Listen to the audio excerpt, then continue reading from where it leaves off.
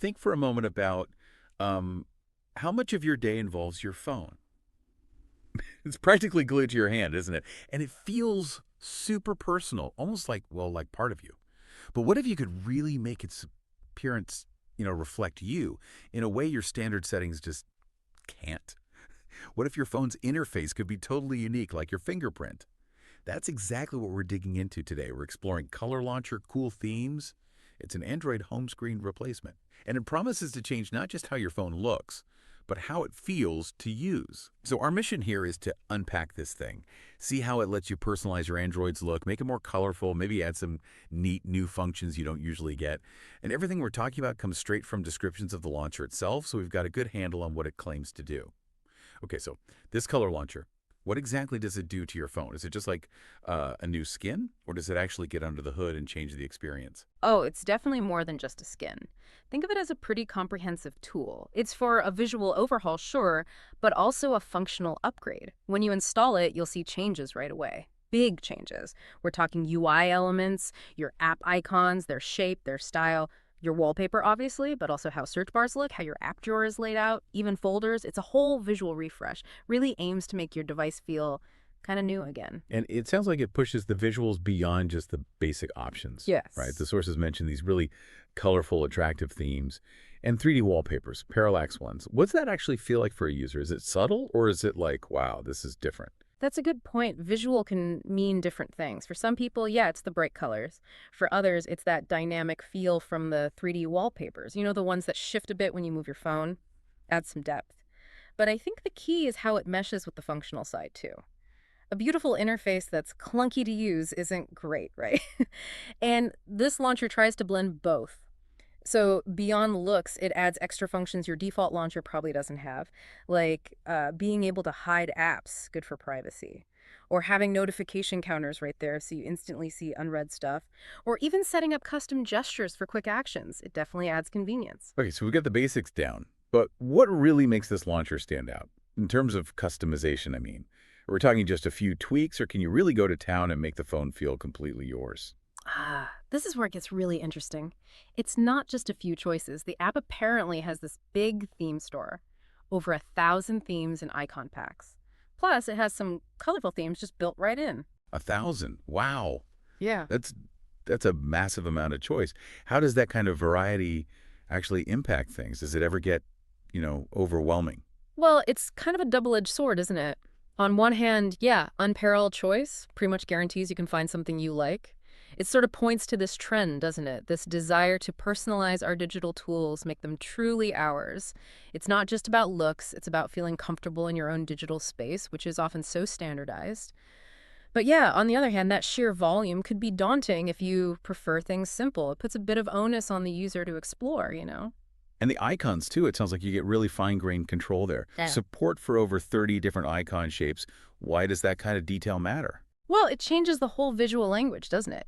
Do you want sleek circles? Classic squares? Something more quirky? It lets you match the feel of your phone to your style, not just the theme style. And you can tweak the size, the colors too. Then there's the app drawer. That gets more flexible as well. You can choose vertical or horizontal scrolling.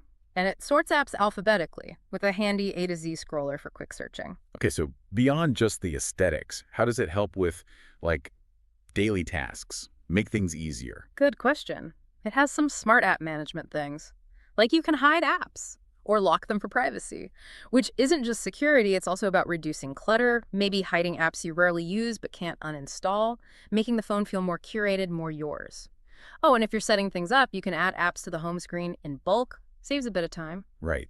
And for those of us drowning in notifications, those unread counters sound really useful. Seeing counts for calls, messages, other apps, just at a glance. Plus, the gesture support. No. Swipe up, down, pinch, two-finger stuff. And you can assign functions to them. That sounds like a genuine time saver. Absolutely. Those features are definitely about streamlining things. Efficiency. And you're not just stuck with standard widgets either. It provides custom widgets, apparently categorized by app, plus its own built-in ones for clock and calendar, the essentials. Custom widgets. That's always a plus.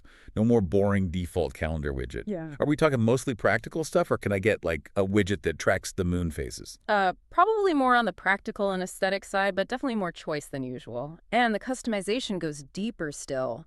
You can lock the desktop layout so you don't accidentally move things, change the app drawer background color, configure the search bar style, adjust how the wallpaper scrolls, or if it scrolls at all, fine-tune icon size, label color, even the grid size on your home screen. It's actually quite a lot of granular control, especially for a free app. And it also have this side screen thing with storage info, recent apps, memory. That's quite handy for keeping tabs on your phone's performance.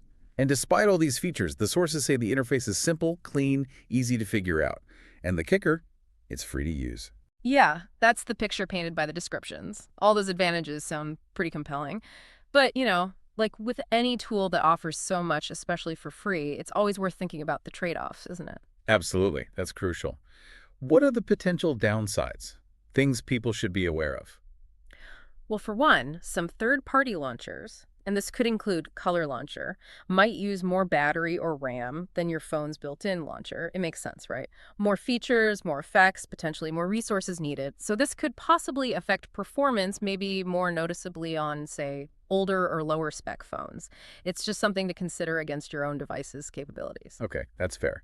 And being a free app, the sources mentioned ads. That's pretty standard, but how might that actually feel when you're using it? Right. It's the typical model for a lot of free apps. Ads help pay for development. For some users, few ads here and there are perfectly fine in exchange for all the customization. For others, it might kind of break that clean, personalized feel they were going for. It's subjective. Also, another thing, compatibility. It's worth noting that some features might not work perfectly on every single Android version or every device model. There can be quirks. What works flawlessly on one phone might have a small issue on another. And this kind of leads to an important point: privacy. Always a big one when you're installing apps that modify your system like this. What's the deal with Color Launcher on privacy? Well, the advice is standard but crucial. Check the developer's privacy policy. You need to understand what data, if any, the app might collect or share. Any app you install, you should really know what you're agreeing to. It's about balancing that cool customization against your own comfort level with how your data is handled. Okay, really important points there. So, if someone's listened to all this and thinks, yeah, I want to try this, how do they actually get started? Pretty straightforward, actually. First step is just downloading Color Launcher, cool themes from the Google Play Store. Install it like any other app. And once it's installed? It'll probably ask you right away if you want to set it as your default launcher, usually just a tap or two. If it doesn't prompt you, or maybe you want to switch later, you can always do it manually in your phone settings. It's usually under settings, then apps, then look for default apps, and then home app or launcher. You just select Color Launcher there. Okay, easy enough. And then the fun part starts, the customizing. Where do you begin? Right. So for themes, look for a color theme icon. Should be on your home screen or maybe in the app drawer. That's your main hub for the built-in themes and that big theme store we mentioned. For wallpapers, the classic Android way usually works. Just long press on an empty spot on your home screen, you'll see wallpaper options pop up. And if you want to mess with the icon's shape, size, color, you'll need to dive into the launcher's own settings menu. Got it. And the app drawer settings, choosing vertical or horizontal. Yep, that'll be in the launcher settings too, along with toggling those quick search features like the AZ bar. And if you want to hide apps, look for a specific hide apps option, probably also in the main settings area.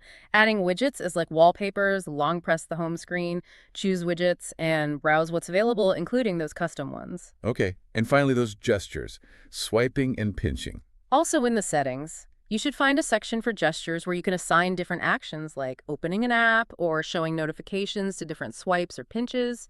It's all about tailoring it to how you like to navigate your phone. So wrapping up, it sounds like Color Launcher Cool Themes really does offer a deep, rich customization experience for Android folks. If you're itching to change up your phone's look and feel, add some new tricks, it seems like a powerful option. It puts a lot more control in your hands, doesn't it? Making the device feel less, generic and more like a personal statement. Exactly. It seems tailor-made for people who really value that personal expression on their tech.